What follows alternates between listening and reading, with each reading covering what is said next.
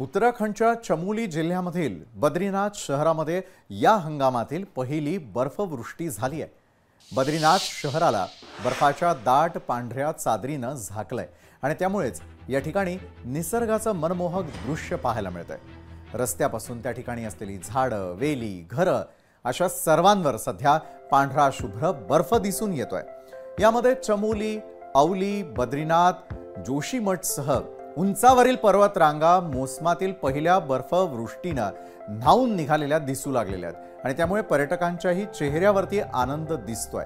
उत्तराखंडच्या डोंगराळ भागामध्ये तुफान बर्फवृष्टी तर मैदानी प्रदेशामध्ये ढगाळ वातावरण देखील दिसू लागलेलं आहे। अनेक ठिकाणी तर 2 ते 4 इंचांपर्यंत बर्फाचा अक्षरशः थर पाहायला मिळतोय।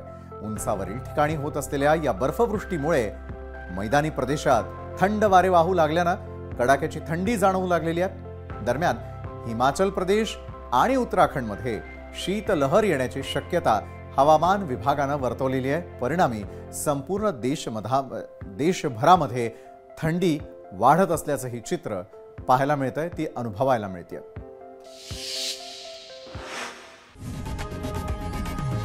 लोकशाही मराठी ऐका, पहा, जागरूक रहा।